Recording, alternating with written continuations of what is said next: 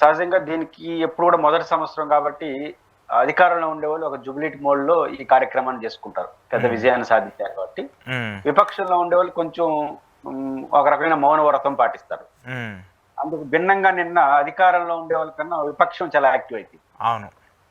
అంటే వెన్నుపోటు, దీపావళి, నరక చతుర్దశి ఈ పదజాలాలు ఎలా ఉన్నా బేసిక్ గా వైఎస్ఆర్ కాంగ్రెస్ పార్టీ ఇచ్చిన వెన్నుపోటు దినం అనే పేరును కాస్త పక్కన పెడితే వారి ఉద్దేశం ప్రజలుకి తెలుగుదేశం పార్టీ ఇచ్చిన హామీలు నమ్మి ఆ తీర్పు ఇచ్చారు. అంటే ఏదైతే సూపర్ 6 కావచ్చు, ఎన్నికల హామీలు ఏదైతే చంద్రబాబు నాయుడు గారు అంటే కూటమి ఇచ్చిందో దాన్ని నమ్మి ఇచ్చిన ఫలితం మోసపోయారు. ఇది వాళ్ళ మౌలికమైన అంశం. అంటే ఇచ్చిన హామీలు అమలు చేయలేదు కాబట్టి ఆ హామీలు జగన్ గారి కన్నా ఎక్కువ చేస్తారు అని ఆశపడి ఒక రకంగా జగన్మోహన్ రెడ్డి గారు చెప్పారు కదా ఎన్నికల్లో, ఇది సాధ్యం కాదు అని చెప్పినా చంద్రబాబు గారు నమ్మి ఇచ్చారు కాబట్టి మోసపోయినారు. ఆ రకంగా చంద్రబాబు నాయుడు గారు ఓటర్లు ఎన్నుకోడు పొడిచారనేది వైసీపీ యొక్క కాన్సెప్ట్. తెలుగుదేశం అధికారికంగా అంత స్పీడ్ గా స్పందించిన పవన్ కళ్యాణ్ గారు స్పందించారు. అందరూ దీపావళి చేసుకోండి, ఈ రోజు దుర్మార్గమైన పరిపాలన పోయిన రోజు సందర్భంగానే వాళ్ళు పిలిపించారు. ఈ రెండిట్లో ప్రజలు ఎట్లా రిసీవ్ చేసుకున్నారు వాటిని పరిశీలిస్తే మొదటి సంవత్సరం పూర్తయిన నేపథ్యంలో తెలుగుదేశం పార్టీ అంత డిఫెన్స్ లో పడాల్సిన అవసరం అయితే సహజంగా అయితే లేదు. ఎందుకంటే ఈ 1 year కాలంలో భారీ ఎత్తున ప్రజలపైన భారాలు అయితే ఏం మోపలేదు. అంటే విద్యుత్ ఛార్జీలు పెంపుదల మినహాయించి మిగిలిన పెద్ద ఎత్తున భారాలు, అంటే ఎన్నికల హామీలు అమలు చేయకపోవడం వేరు, భారాలు మోపడం వేరు. ఎన్నికల హామీలు అమలు చేయకపోవడంతోనే బదనామయ్యే ప్రభుత్వం ఎప్పుడు ఉండవు. ఫస్ట్ టైం కొంత బదనాం అవుతుంది తెలుగుదేశం పార్టీ, ఒత్తిడికి గురవుతోంది. కారణం ఏంటంటే 2 అంశాలు. ఒకటి, జగన్మోహన్ రెడ్డి గారు ఎన్నికల మేనిఫెస్టోకి చాలా టాప్ ప్రయారిటీ ఇచ్చాడు. ఆయన ప్రమాణ స్వీకారం చేసిన రోజు నుంచి ఎన్నికల క్యాంపెయిన్ వరకు ఆ మేనిఫెస్టో పెట్టుకుని తిరిగినాడు. ఇది నా మేనిఫెస్టో, ఇది నా మేనిఫెస్టో, ఇది నవరత్నం నేను చేశాను. ఏ స్థాయికి వెళ్ళాడంటే తను పరిపాలన ముఖ్యమంత్రి కార్యాలయం సెక్రటేరియట్ ఏ బ్లాక్ ఉంటుందో ఆయన పోయే రోడ్ అంతా నవరత్నాలు ఫోటోలు ఉంటాయి.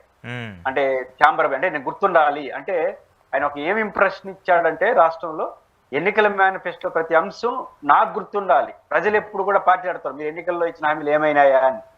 అందుకు భిన్నంగా జగన్మోహన్ రెడ్డి గారు మేము ఎన్నికల్లో మీకు ఇచ్చిన హామీ ఇది అమలైందా లేదా అని ప్రతిరోజు ఎమ్మెల్యేలని పార్టీ లీడర్లు గడప గడప పంపించినాడు. ఆ రకంగా ఎన్నికల మేనిఫెస్టోకి ఒక టాప్ ప్రయారిటీ ఇచ్చినాడు. వారి పరిపాలనతో ఎవరికి భిన్నాభిప్రాయాలున్నా ఎన్నికల మేనిఫెస్టోను అమలు చేయడం జగన్మోహన్ రెడ్డి గారు శతశుద్ధితో ప్రయత్నం చేసినాడు అనే ఇంప్రెషన్ అయితే, అభిప్రాయం అయితే ప్రజలకు వ్యక్తమైంది. ఇప్పుడు తెలుగుదేశం పార్టీ సీన్ కట్ చేస్తే అలా ఉందా? 2, జగన్మోహన్ రెడ్డి గారు తెలుగుదేశం పార్టీ ఇచ్చిన హామీలు అమలు కాదని చాలా స్పష్టంగా ఎన్నికల ముందు చెప్పాడు. అమలు మీకు తెలియదు, అమలు అవుతుంది, చేసి చూపిస్తామని చంద్రబాబు గారు చెప్పారు. దీని మధ్య కూడా ఘర్షణ జరిగింది.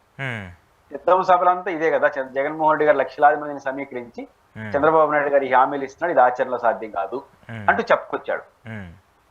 ఇప్పుడు చంద్రబాబు గారు ఏమంటున్నారు, అమలు చేయకపోవడానికి జగన్ కారణం అని వేస్తున్నారు.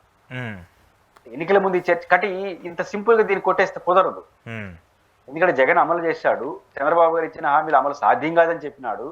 50,000 నుంచి 60,000 కోట్ల పైన సంక్షేమానికి పెట్టలేము అని చెప్పాడు. వాళ్ళేమో 1,60,000 కోట్లు హామీలు ఇచ్చేసినారు. అది కూడా 14 లక్షల కోట్లు అప్పు ఉందని తెలిసి, వాళ్ళు నమ్మి, తెలిసి కాదు వాళ్ళు నమ్మి ఇచ్చారు. కానీ అందుకు ఉల్టానే కదా 10 లక్షల లోపు కోట్లు అప్పు ఉందని మీరే చెప్పినారు, మరి ఎందుకు అమలు చేయకూడదు? కాబట్టి జగన్ గారు ఇచ్చిన మేనిఫెస్టో అమలు, జగన్ గారు ఇచ్చినటువంటి డెసిషన్స్ ఇవన్నీ కూడా ప్రజల్లో చర్చ నడిచింది. ఏమో చంద్రబాబు గారు చేస్తామేమో చూద్దామని ప్రజలు వాళ్ళకి ఓట్లు వేసినారు. ఇప్పుడు తెలుగుదేశం పార్టీ అధికారంకి వచ్చిన ఈ రోజు నుంచి యాజ్ పర్ నౌ రిజల్ట్స్ కూడా మనం చూస్తే 1 year పూర్తయింది. ఓకే, పెన్షన్స్ అమలు చేశారు. మిగతా 2 కీలకమైనవి జగన్ గారు అమలు చేస్తున్న పథకాలు, ఉదాహరణకు రైతు భరోసా కావచ్చు, తల్లికి వందనం అమలు కాలేదు. ఇంకా ఆడబిడ్డ నిధి, తర్వాత నిరుద్యోగ వృత్తి, ఆర్టీసీ బస్ ప్రయాణం, ఇంకా బోల్డ్ అని ఉన్నాయి, ఒక 20-25 ఉన్నాయి చిన్న చిన్న ఇవన్నీ కూడా అమలు కాలేదు. అయితే కొత్త పథకాన్ని అమలు చేయడానికి ప్రభుత్వం టైం తీసుకుంటే అర్థం చేసుకోవచ్చు. కానీ ఎగ్జిస్టెన్స్ లో ఉన్న పథకాన్ని ఎందుకు అమలు చేయలేకపోయినారు? ఇది ప్రజలు ఆశించలేరు. ఎందుకంటే తల్లికి వందనం, రైతు భరోసా అనేది ఎగ్జిస్టెన్స్ ప్రోగ్రామ్, కంటిన్యూ ప్రోగ్రామ్. ఇప్పుడు అదే ఎగ్జిస్టెన్స్ లో ఉన్నటువంటి పెన్షన్స్ అమలు చేశారుగా, మొదటి నెల అమలు చేశారు కదా. జూలై 1వ తేదీని 4,000 పెంచి విత్ అరియర్స్ తో 8,000 రూపాయలు ఇచ్చేశారు కదా ప్రజలకి. మరి దాన్ని ఇచ్చినట్టు దీని ఎందుకు ఇవ్వలేదు? అనే క్వశ్చన్ వస్తుంది. ఓకే. కాబట్టి ఇవ్వలేకపోయాడు, ఇంకొత్త దాని గురించి ఏమి ఇస్తారు, ఉండదేయకపోతే. కాబట్టి ప్రజల్లో ఒక అవిశ్వాసం ఏర్పడింది. రెండోది లబ్ధి పొందినాడు. పర్సనల్ గా రైతు భరోసా కేంద్ర ప్రభుత్వం ఇస్తుంది, మీరు ఇట్లేదు. మీరేమో కేంద్రంతో సంబంధం లేకుండా 20,000 రూపాయలు ఒకేసారి ఇచ్చేస్తా ఉన్నారు. ఇవ్వకపోగా వాళ్ళు వాటా కూడా ఇవ్వలేదు. జగన్ గారు ఇచ్చినంత కూడా ఇవ్వలేదు. తల్లికి వందనం ఎంతమంది పిల్లలంతా జగన్ ఇచ్చిన ఒక పిల్ల కూడా ఇవ్వలేదు. నేరుగా కనిపిస్తున్నాయి కాబట్టి ప్రజల్లో ఆ కోపం ఉంది. దాన్ని జగన్మోహన్ రెడ్డి అడ్రస్ చేసినాడు. అడ్రస్ చేయడం వల్ల దీనికి సమాధానం ప్రభుత్వం దగ్గర లేదు. ఎంతసేపైనా ఏమంటారు, మేము ఎన్నికల్లో జగన్ ఓడిస్తే ప్రజలు దాన్ని ఎన్నిపోటు అంటాడేంటి, ఇట్లా మాట్లాడేస్తారు. దట్టు ఎంత బలహీనమైన అప్రోచ్ లో ఉన్నారంటే, పవన్ కళ్యాణ్ గారు దీపావళి అన్నారు. సరే ఓకే, వాళ్ళు ఎన్నిపోటు అన్నప్పుడు మీరు దీపావళి అంటారు, సంతోషమే. పాయింట్ ఏంటంటే మీ పార్టీ తప్ప పక్క పార్టీ కూడా రాలేదే. కనీసం మినిమం సెలబ్రేషన్స్ కూడా చేసుకునే పరిస్థితిలో లేదు నిన్న. మరి ఎందుకో అది అర్థం కాలేదు. ఏ స్థాయిలో జరిపారు అన్నది నాకు తెలియదు. అంటే రాష్ట్ర వ్యాప్తంగా మీరు జర్నలిస్ట్ కాబట్టి మీకు తెలుసు, తిరుపతి వరకు జనసేన వాళ్ళు తప్ప ఎవరు పాల్గొనలేదు. ఆ పాయింట్ అది. ఎంతమంది పాల్గొన్నారు, ఎంత బాగా పాల్గొన్నారు పక్కన పెడతారు. 3 పార్టీల కూటమి కదా. దీపావళి చేసుకునే పవన్ కళ్యాణ్ గారు అంటే ఆవుల పార్టీ వాళ్ళు తప్ప ఈ 2 పార్టీ వాళ్ళు జాయిన్ కూడా కాలేదు తిరుపతిలో. రాష్ట్రం తేడా జరిగింది నాకు తెలియదు. అంటే దీన్ని బట్టి వాళ్ళు పిలుపుకే ఉత్సాహంగా చూపలేకపోయినారు కదా. చాలా మంది ఎమ్మెల్యేలు వాళ్ళ గెలుపుని ప్రకటించుకున్నారు, ఈ రోజు నేను గెలిచిన రోజు అని. కానీ పవన్ కళ్యాణ్ ఇచ్చిన పిలుపు మాత్రం అందిపించుకోలేదు.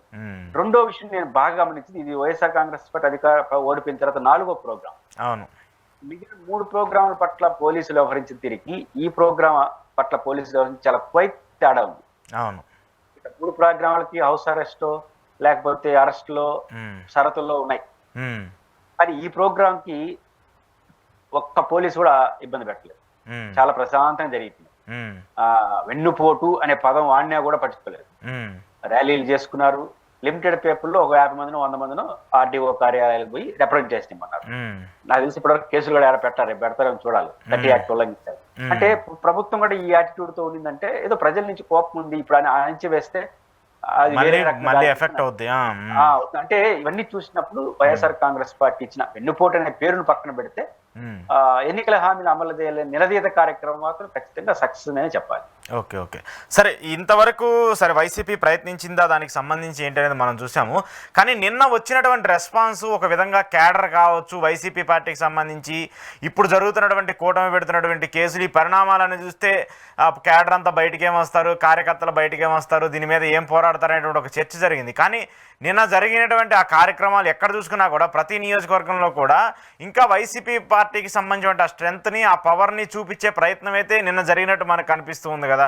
ఏడాదిలోనే అంటే నెగిటివ్గా ఉంటుంది, ఇప్పుడు ఎందుకు వెళ్ళి మళ్ళీ బయటకు వచ్చి ఇబ్బందులు పడే అవసరం అనేటువంటి అనుకునే వాళ్ళందరూ కూడా అలాంటి భయం లేకుండా బయటకు వచ్చి డైరెక్ట్గా పార్టీ కోసమో లేదంటే పార్టీకి సంబంధించిన వ్యవహారాల కోసమో మాట్లాడేటువంటి సిచ్యువేషన్ నిన్న మనం చూసాం అన్ని నియోజకవర్గాల్లో కూడా. దీనికి 2-3 కారణాలు. ఒకటి, తెలుగుదేశం పార్టీ వ్యవహార శైలి. ఎందుకంటానంటే ఓడిపోయిన పార్టీ కొన్ని రోజులు భయంగా ఉంటుంది.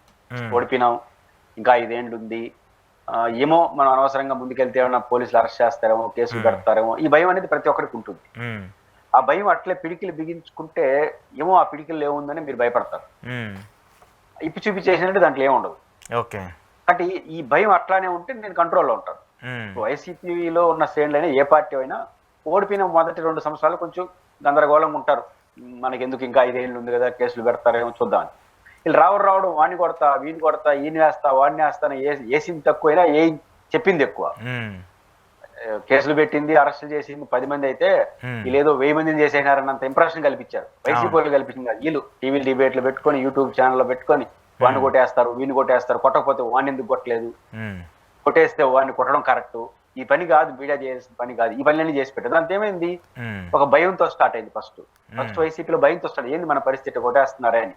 తక్కువే కొట్టింది 10 మందిని, కానీ 1000 మందిని కొట్టినట్టు ఇంప్రెషన్. ఈ భయం కొంచెం పెరిగి ఏమైంది, ఇప్పుడు అంబటి రాంబాబు గారి స్టేట్మెంటే పాపులర్ స్టేట్మెంట్. ముందే చెప్తే ప్యాంటు షర్ట్ సర్దుకొని వస్తాను అన్నాడు. అంటే తీర్థయాత్రలో పోయినట్టు ముందే చెప్తే సర్దుకున్నట్టు వచ్చే పరిస్థితి ఉంది. అంటే ఇప్పుడు వైసీపీ జగన్ గారు కూడా ప్రతిసారి ఏముంటారు, మహా అంటే కష్టపడతారు, మహా అంటే 2 నెలలు జైలు పెడతారు, మళ్ళీ వస్తాం కదా, మళ్ళీ కొట్లాడతాం, మళ్ళీ గెలుస్తాం, మనం వస్తే మళ్ళీ వాళ్ళ సంగతి తేలుద్దాం.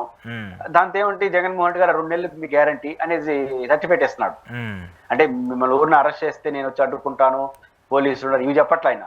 ఉమ్, అరెస్ట్ అవుతారు, 2 నెలలు రెడీగా ఉన్నానని చెప్తున్నాడు, నాతో సహా అందరూ రెడీగా ఉన్నాను అంటున్నాడు. ఉమ్, ఇది ఏమైంది, వీళ్ళకి భయం పోయి ఉమ్, ఓహో మనకు ఈ 5 ఏళ్ల కాలంలో మన కార్యకర్తలంతా ఒకసారి జైలుకి పోయి రావాల్సి వస్తుంది ఉమ్, కాబట్టి అంబటి రాంబాబు చెప్పట్టు ప్యాంటు షర్ట్ సర్దుకొని రెడీగా ఉండాలి ఉమ్, అనే పరిస్థితికి వచ్చేసినారు. ఇంకా ఆ పరిస్థితికి వస్తే ఇంకా వాళ్ళని కంట్రోల్ చేయడం ఊరలేదు. కాబట్టి వైసీపీ భయపెట్టింది వీలే, ఉమ్, భయం పోగొట్టింది వీలే. భయపెట్టి భయం కొట్టడం తర్వాత వాళ్ళు గమ్మున ఎందుకుంటారు. ఉమ్, కాబట్టి 1 year అయిపోయిన వెంటనే ఈదులో వచ్చారు. రెండోది చూడండి, ఉమ్, ప్రతిపక్షంలో ఉన్నప్పుడు ఏ పార్టీ అయినా తమ పార్టీ నాయకుల్ని గడ్డం చేతిలో పట్టుకుని అడుక్కుంటా ఉంటారు, ప్రోగ్రామ్ బాగా చేయండి అయినా అవును, అవును. ఆ పార్టీ అధిస్తాడు. ఇక్కడ రివర్స్ లో జగన్మోహన్ రెడ్డి గారు నేను ఇన్న సమాచారం ప్రకారం మీరు ప్రోగ్రామ్ చేయకపోతే మేము మార్చేసి వేరే వాళ్ళని పెడతా అంటున్నారు. అసలు ప్రతిపక్షంలో ఉంది. ఇంకా 4 ఏళ్ళ నుండి వాళ్ళు రిక్వెస్ట్ చేసుకోవాల్సిన జగన్మోహన్ రెడ్డి అంత భిన్నంగా చేస్తారా, చేయకపోతే వేరే వాళ్ళు పెట్టమంటారా? ఈ ధైర్యం ఆయన తెచ్చింది ఆయనకి. చాలా చిన్న విషయం కాదు ఇది. రెండోది, ఎప్పుడు కూడా జిల్లా హెడ్ క్వార్టర్ లో పెడుతుంటారు. ఈ ప్రోగ్రామ్ ఆయన నియోజకవర్గాల్లో పెట్టినాడు. అవును, ప్రతి నియోజకవర్గంలో పెట్టారు. ఇప్పుడు జిల్లా హెడ్ క్వార్టర్ పెట్టామనుకోండి, మా జిల్లా 14 అసెంబ్లీ సెగ్మెంట్లు, ఉమ్మడి జిల్లా 14 అసెంబ్లీ సెగ్మెంట్లు పెడితే ఒక నియోజకవర్గం నుంచి 100 మంది వచ్చినా దాదాపు 1400 మంది అయిపోతారు. సరిగ్గా రాకపోయినా పెద్ద ఇబ్బంది ఉండదు. ఇట్లాంటి ప్రోగ్రామ్ పెట్టాలి మామూలుగా. అయితే ఈయన ఏం చేస్తున్నాడు, జిల్లాల్లో నుంచి నియోజకవర్గం తగినాడు, దాంతో ప్రతి నియోజకవర్గం 1000 మందిని సమీకరించాలి. అంటే 14,000 అయిపోతుంది. అంటే ఏంటి ఆ ధైర్యం? రెండు, అసలు నియోజకవర్గాలకు పంపించడం అంటే ఏం ధైర్యంతో పంపిస్తున్నాడు, వాళ్ళు ఎంత కష్టపడాలి. రెండోది, చేయకపోతే వెంటనే పిలిపించుకొని లెఫ్ట్ అండ్ రైట్ ఇస్తున్నారు. ఎందుకు చేయలేదు నువ్వు కార్యక్రమం, నువ్వు చేయకపోతే నువ్వు చేస్తావా చేయవాలి, తీరోడ్ని పెట్టమంటావా? అసలు ఈ కిందోలు భయపించాలి జగన్ ని. 4 ఏళ్ళు ఇంకా అధికారం లేదు కాబట్టి నాకు ఇది చేయకపోతే తప్ప నేను పార్టీలో ఉన్నాను, నేను వెళ్ళిపోతాను, ఇట్లా బెదిరించాల్సిన స్థాయిలో ఆయన బెదిరిస్తున్నాడు.